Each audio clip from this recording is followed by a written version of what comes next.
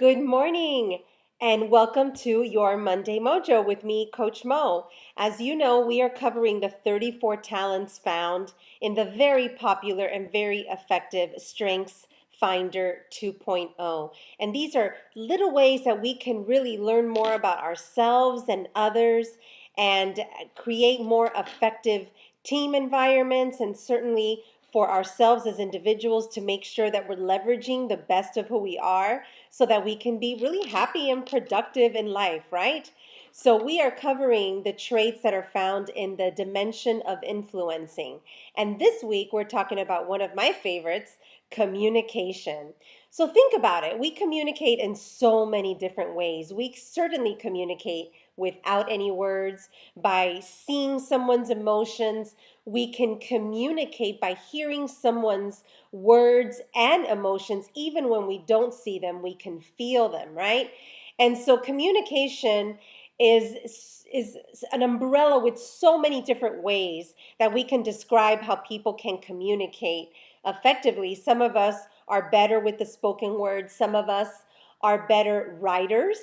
Others of us, perhaps our gift is in today's day and age, creating effective presentations like PowerPoint slides. So there's so many different ways that we can communicate. But in the world of Strengths Finder, what really gives this talent its edge is the spoken word, right? So think of that person who is such an effective storyteller, right? So if you need an amazing storyteller as part of your team in your day-to-day world, in your job on your team, you may want to find someone that has this talent and really invest in that talent and allow them to continue to improve upon it so that they could be a key influencer for you. I know in my life, I have been around so many powerful individuals who really have this gift. Just recently, I was at a conference where we were learning about how to be effective speakers on stage. And this person had such a gift. He had me on the edge of my seat. He had me crying. Let me tell you, if he was selling something in that moment, I probably would have bought it. I've done this before, right? So think of those individuals in your life who have influenced you dramatically, who can get you to change your mind in an instant, who can help you just be effective at your own decision making, especially when you're not sure, what you want to do. These are people who can really help sway us in one direction or another. And think of the power in that in business. So, a little bit more about this trait. Individuals with this, they bring attention and focus to very important messages. Think of the President of the United States, how important it is for an individual in that kind of role to be a strong verbal communicator, right? And I know that there's so many other examples that we can use. That's one that comes to mind. As a younger person, I remember attending my stepfather's corporate events. He was the CEO of a company, and I just loved listening to him, seeing him emote, and he had so much humor, and he could just pull people in with his stories and his personality. And that was probably one of the first individuals in my life who had me really think about, wow, what an incredible communicator he is, and he could really affect that emotion within someone, right? People with communication think and learn best when they talk to others, right? Versus a talent like intellection, where people think and learn best by being by themselves and being within their themselves and in their minds, right? But communicators need to talk. That's how they listen to themselves, is through talking.